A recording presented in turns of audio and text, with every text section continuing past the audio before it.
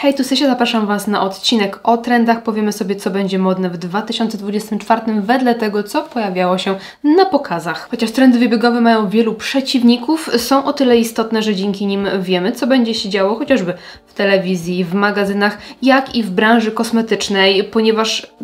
Krótki przykład. Zwróćcie uwagę na to, jak nasza cera wyglądała kilka lat temu. Lubiliśmy raczej matowe podkłady, dobrze kryjące. Kiedy na pokazach zaczęły pojawiać się tak zwane dolphin skin, glass skin, glossy skin, zobaczcie, jak przebranżowiły się różne marki i jak zaczęły się pojawiać na przykład nawilżające tinty, kremy BB, kremy CC i dużo więcej podkładów o wykończeniu kremowym, nawilżającym, rozświetlającym. Troszeczkę zrezygnowaliśmy też z krycia takiego intensywnego, mocnego na rzecz średniego, wyważonego. Zwróćcie uwagę na brwi. Kiedyś wyrysowywane idealnie, równiutko pomadą, teraz wyczesujemy je mydełkami i właśnie trend na mydełka do brwi, na żele super utrwalające wzięły się z trendu bushy brows, czyli tych takich mocnych, krzaczastych, których tak wszyscy nienawidzieli, a teraz wszyscy tych mydełek i tych żeli utrwalających używają i wyczesują sobie włosy do góry, a nie kładąc je, wiecie o co chodzi. Kolejny przykład to paletki cieni. Zwróćcie uwagę, jak dużo ostatnio wysypało się palet w chłodnych kolorach. Może nie na polskiej scenie, na polskim rynku kosmetycznym, bo tutaj absolutnie nie urażając, ale Polska jest raczej dosyć tak do tyłu z takimi, wiecie, nowościami i trendami i tak dalej, więc może na polskich nowościach niekoniecznie, ale obserwując zagraniczne, jak sobie obejrzycie na przykład mój odcinek z premierami paletek, to zobaczycie, że tych szarych, chłodnych palet pojawiało się coraz więcej, a to również za sprawą tego, że trendy zmieniają się w kierunku chłodnych makijaży. Także słuchajcie, jeżeli chcemy wiedzieć, co pojawi się w 2024, na co możemy być gotowi, to zapraszam Was do oglądania tego odcinka. To zacznijmy sobie od skóry i tutaj wciąż fantastycznie ma się trend na tak zwany skin tint, na nawilżoną skórę, bardzo lekką, chociaż wydawałoby się, że będziemy szli w kierunku tego matu, to jeszcze nie do końca. Zwróćcie uwagę, że może nie ma tutaj zbyt dużo takiego super rozświetlenia, takiego super nawilżenia. Już ten trend typu dolphin skin, glass skin, taka naprawdę mokra, jakby dosłownie wyjęta z basenu czy spod prysznica twarz, już nie jest aż taka na czasie, ale wciąż trzymamy się takiej po prostu zdrowej, delikatnie nawilżonej skóry. Niekoniecznie mokrej, co nawilżonej. Te wykończenia najczęściej były właśnie takie nawilżające, ewentualnie delikatnie satynowe, więc zdecydowanie zmiękczamy ten blask, ale jeszcze nie w kierunku całkowitego matu. Jeżeli planowaliście inwestować w jakieś kremy BB czy bardziej nawilżające podkłady, to wciąż jest to dobry moment. Pozostając w temacie skóry, róż wciąż jest na czasie. To, co można było zaobserwować na pokazach, to róż w nieco bardziej laleczkowatej wersji, tak jak był pewien czas, gdzie nakładaliśmy, tu ołówek, wiecie, do notowania, gdzie nakładaliśmy sobie ten róż tak nieco wyżej, trochę łączyliśmy go z konturowaniem. Było to związane z trendem na blush draping, czyli właśnie łączenie makijażu oka z różem i ten róż właśnie pojawił się tutaj na pokazach i my też przenosiliśmy ten róż znacznie wyżej. Zobaczcie, jak trendy wpływają na to, w jaki sposób aplikujemy róż. Natomiast w 2024 wydaje się, że będziemy jednak wracali do takiego dziewczęcego sposobu aplikacji różu, czyli będziemy zaznaczali sobie szczyty naszych policzków, czyli tak zwane jabłuszka policzków. Widziałam również gdzieniegdzie aplikację na nosek, czyli staramy się tym różem dodać sobie takiej młodzieńczości, dziewczęcości, delikatności, żeby to było takie bardzo urocze. Także róż wciąż jest w trendzie, ale aplikujemy go już nieco troszkę niżej, bardziej na jabłuszka naszych policzków. Eyeliner i kreski nigdy nie wychodzą z mody, natomiast wychodzi z mody to, w jaki sposób robimy te kreski, gdzie robimy te kreski, jakim kolorem robimy te kreski i tak dalej. I tutaj moda na eyeliner wciąż jest jak najbardziej na czasie. Eyeliner nigdy nie wyjdzie z mody, wyjdzie z mody ewentualnie sposób jego aplikacji. W tym sezonie, w 2024 roku będziemy nosić kreski, ale raczej oryginalne. Tutaj fantastycznie cały czas utrzymuje się trend na graficzne kreski, minimalistyczne, ale albo w jakimś fajnym kolorze, czerń ja praktycznie nie widziałam. No dobra, widziałam, ale w niewielkiej ilości. Zdecydowanie tutaj przodowały eyelinery w jakichś kolorach, w szczególności kolory, o których wspomnę za chwilkę w dalszej części trendów, także weźcie te kolory również pod uwagę. Także kreski jak najbardziej, ale w kolorze i w oryginalnym rozmieszczeniu na oczach. Wciąż fajnie utrzymuje nam się tutaj ten taki, powiedzmy, że trend na Foxy Eyes, na Cat Eyes, czyli takie mega wydłużone oko, czyli na przykład zaznaczenie wewnętrznego kącika i zewnętrznego, ale nie tylko, bo te kreski były czasami jakieś takie urwane, w takich nietypowych miejscach. Otwieramy sobie tutaj wewnętrzny kącik od dołu i tak dalej, więc kreski jak najbardziej tak, jeżeli macie powiekę opadającą, dojrzałą, nic nie szkodzi, nie musicie robić kreski wzdłuż linii rzęs, możecie sobie zrobić kreskę na powiece nieruchomej, pod brwią, pod okiem, gdzie chcecie, kreski i jeszcze raz kreski. Tylko starajmy się właśnie, aby one były w takiej minimalistycznej, nowoczesnej wersji, bo jak nawalimy sobie na oko cieniowania, zrobimy jakieś kolorowe usta i do tego dodamy tą kreskę, no to ona nie wybrzmi w sensie modowym. To będzie modny element, ale żeby było modowo, no to całość musi być modowa, wiecie o co chodzi. No nic, przechodzimy dalej. To skoro już mówiliśmy o kolorowej kresce, to powiedzmy sobie, że ogólnie rzecz biorąc akcent kolorystyczny będzie bardzo na czasie. I to może być jeden kolor na całej powiece, to może być kolorowa kreska, to może być jakiś minimalny, delikatny akcencik, gdzieś tam jakaś kropeczka, kreseczka w żywym kolorze, ale naprawdę minimalistycznie. Czyli znowuż nie robimy pełnego cieniowania, sztucznych rzęs, kreski i kropeczki różowej, tylko robimy samą kropeczkę różową. Wiecie o co chodzi. Także akcent kolorystyczny, tak naprawdę kolor jest dowolny. W ogóle w tym sezonie zazwyczaj, kiedy idziemy w kierunku trendów na wiosnę-lato, a to są jednak pokazy Fashion Week SS 2024, czyli Spring Summer, czyli raczej wiosna-lato, no to te kolory zawsze nam wchodzą, tylko one wchodzą w różnej wersji.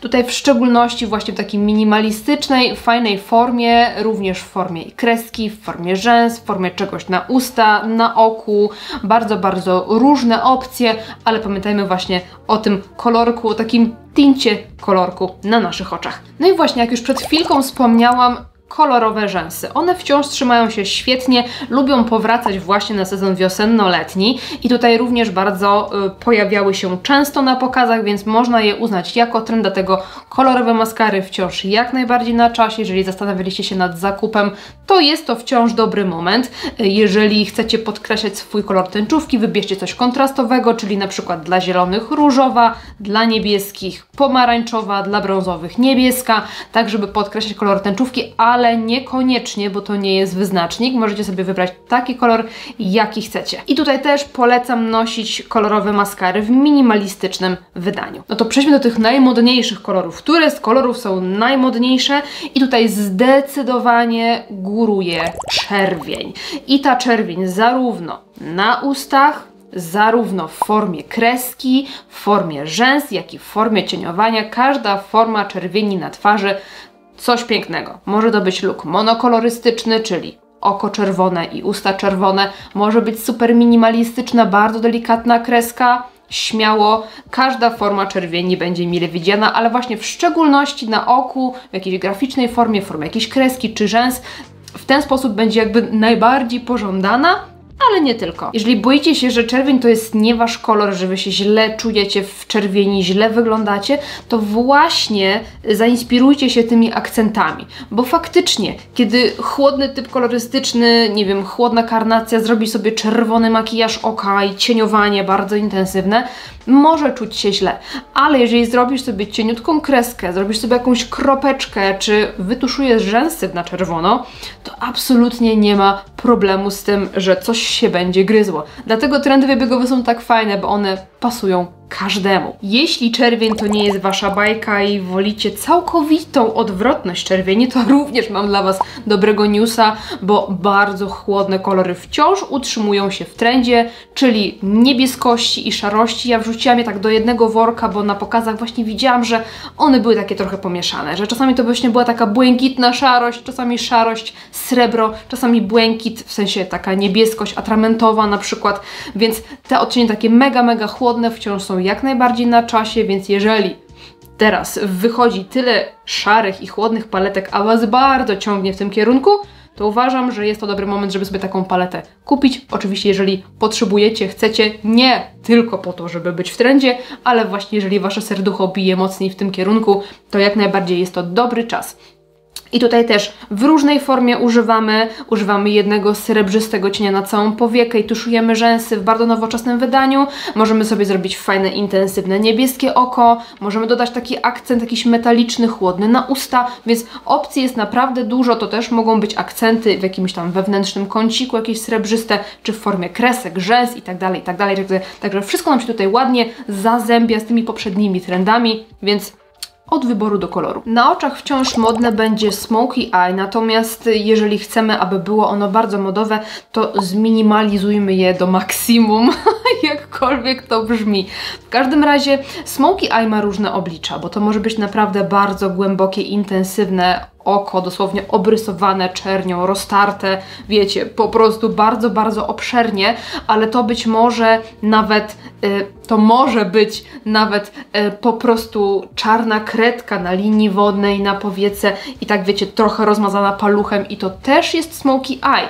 I właśnie takie Smoky Eye będzie znacznie bardziej pożądane, czyli proste, minimalistyczne. Ten trend na Smoky Eye takie bardziej, powiedziałabym, ascetyczne, utrzymuje się też na pokazach bardzo często, chociaż jesienią, zimą często też wchodzą takie właśnie rozdymione, takie bardziej eleganckie, ale tutaj wciąż takie bardzo proste, minimalistyczne, jest jak najbardziej na tak, więc jeżeli może nie jesteście technicznie jakby umiejętni w wykonywaniu makijażu, to jeden brązowy cień na całą powiekę albo kredka roztarta palcem, jak najbardziej na tak. Czyli Smoky Eye, ale w takiej trochę grunge'owej, brudnej, takiej zrobionej jakby od niechcenia wersji. Bardzo, bardzo w trendzie. I zanim mi powiecie, że to nie jest trend na wiosnę, lato, bo my w wiosnę, lato to chcemy, wiecie, nosić pastelki i brzoskwinki, pomyślcie sobie właśnie, jak takie lekko przydymione oko, taka czerń roztarta paluchem będzie fajnie prezentowała się do takiej rozświetlonej, nawilżonej cery i właśnie jakichś na przykład bardziej wyrazistych ust. No uważam, że fantastycznie, nawet właśnie jakiś kolor na usta typu taki bardziej wiosenny z takim troszeczkę przełamanym na grunge'owo okiem. No moim zdaniem petarda. Przechodzimy do ust i tutaj być może rozczaruję Was, ponieważ bardzo, bardzo w trendzie będą wszelkiego rodzaju ciemne kolory. I tutaj oczywiście czerwień, która nigdy nie wychodzi z mody, która zawsze pokazuje się na pokazach, często w różnej wersji, bo czasami jest ona matowa, czasami bardziej błyszcząca, czasami roztarta, taka rozklepana jakby palcem, czasami bardzo intensywna, wyrazista, ale czerwień zawsze jest. Więc w sezonie również na 2024 również widujemy się z czerwienią, ale oprócz czerwieni wszelkiego rodzaju ciemne brązy, bez względu na to, czy wolicie ciepłe, czy chłodne. Widziałam i takie ciemne brązy, wręcz wpadające w czerń, jak i samą czerń też będziemy nosić na ustach. Myślę, że jest to dobry pomysł na makijaże właśnie na początek wiosny, jeżeli jeszcze nie walnie w nas to ciepełko, które sprawia, że mamy ochotę nosić tylko pastelki, to jest właśnie dobry moment, żeby pokombinować, poeksperymentować z ustami. Jeżeli macie bardzo wąskie usta, bo wiem, że takie komentarze się pojawiają, jakby to nie ma znaczenia, czy macie wąskie, czy macie szerokie usta. Oczywiście, jeżeli się w czymś nie czujecie, to po prostu nie noście, bo trendy są dla nas, a nie my dla trendów, ale zwróćcie uwagę na to, że modelki na pokazach bez względu na kształt twarzy, kształt oka, wielkość ust, wielkość oczu, szerokość brwi, one noszą wszystkie to samo, więc i wąskouste będą nosiły te czarne szminki i szerokouste, nie ma to żadnego znaczenia. Jeżeli jest to dla Was trend nie do przejścia, może warto właśnie przełamać się w kierunku na przykład nieco ciemniejszego nudu idącego w kierunku brązu, czy właśnie jakiegoś takiego brązowego, jasno-brązowego odcienia na ustach. Jakby w tym kierunku idziemy i tutaj właśnie fajnie nawiązujemy do kolejnego trendu, jakim no, są lata 90. i 2000. To się cały czas fantastycznie utrzymuje i właśnie te odcienie brązowe na ustach to jest jeden z tych elementów, który towarzyszy temu trendowi, więc właśnie, jeżeli nie czerwień i nie czerń, bo jest too much dla Was, no to właśnie może brąz, brązowa konturówka, takie subtelne ombre, brązowo-nudowe, coś takiego, może będzie spoko. Przy samym trendzie lat 90. no to tak naprawdę wszystko, co nam się z tymi latami kojarzy, sposób cieniowania oka, właśnie to, jaki kolor nakładamy na usta, Tutaj jakby wchodzi w grę wiele elementów, także warto po prostu wrócić sobie do jakichś starych zdjęć własnych, albo po prostu pogrzebać w internecie i tam znaleźć inspiracje, jakieś stare teledyski, wiecie, Christina Aguilery czy Britney Spears. Tam będzie mnóstwo inspiracji na modne w obecnym sezonie makijaże. Wracając jeszcze do ust, myślę, że domyślacie się, że tutaj siedząc i mówiąc o trendach lubię mieć na sobie makijaż na czasie, więc takie właśnie usta, jakie mam na sobie dzisiaj, będą bardzo w trendzie. Czyli pozostajemy w trendzie na ombre lips, czyli usta z takim gradientem. Natomiast w tym sezonie na 2024 stawiamy raczej na takie dosyć intensywne i kontrastowe odcienie ombre. To jest najmodniejsze i takie najbardziej pożądane, najbardziej na czasie. Myślę, że będziecie mogli zobaczyć taki makijaż nieraz i w internecie, i gdzieś może w magazynach. Na pewno się takie makijaże z takimi ustami pojawią, czyli taka czerń albo prawie czerń połączona z czerwienią, ale nie tylko. To mogą być na przykład bardzo ciemnobrązowe konturówki właśnie połączone z jakimś tam innym kolorem. Także usta ombre jak najbardziej bardzo w trendzie, ale właśnie w takiej ciemnej wersji. Troszkę grunge'owej, troszkę mermaid core i tak dalej. No i właśnie nawiązując do tego mermaid core, był przez pewien czas taki trend, jakby on wciąż jest, ale zyskał ogromną popularność i był to trend na dark mermaid, czyli jakby taką ciemną syrenę.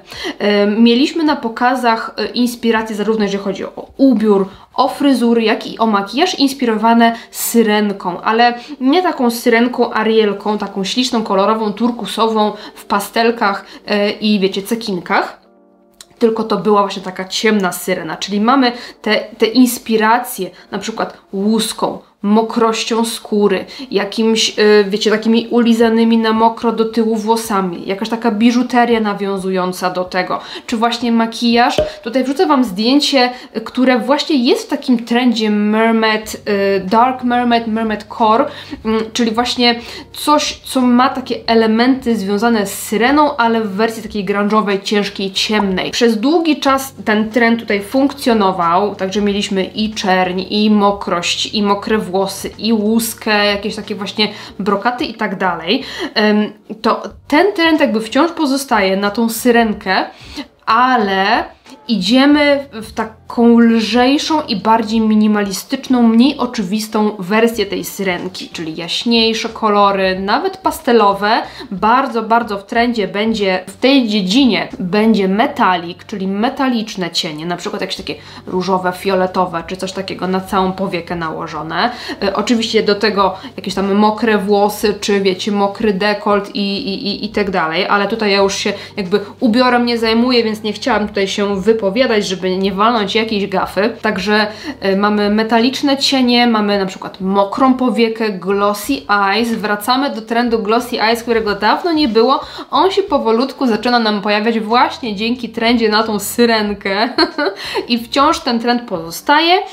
Przerobimy go troszeczkę na taką lżejszą formę, ale wciąż pozostaje. No i wszelkiego rodzaju brokaty, cekiny, kamyczki, jakieś tam cyrkonie przyklejone na przykład gdzieś tam wokół oczu, czy gdzieś na twarzy, ale w takiej bardzo subtelnej wersji, nie to takiej maksymalnej, takiej maksymalizującej nasz makijaż, tylko właśnie minimalizującej, żeby było nawiązanie do mermaid, ale bardzo delikatne. I kochani, to wszystko, co dzisiaj dla Was przygotowałam, także tak zapowiada się rok 2024. Dajcie mi znać, które z tych trendów najbardziej Was interesują, może coś Was zaskoczyło. No i powiedzcie mi właśnie, jak przewidujecie zmiany, jeżeli chodzi o branżę kosmetyczną. W którym kierunku będą na przykład szły marki makijażowe, żeby do tych trendów się dopasować. Poruszcie wyobraźnią i wyobraźcie sobie właśnie, co by to mogło być. Jestem mega ciekawa Waszych odpowiedzi. Jeżeli chcecie więcej filmików o trendach, to koniecznie napiszcie mi, zostawcie mi łapkę w górę i subskrypcję i widzimy się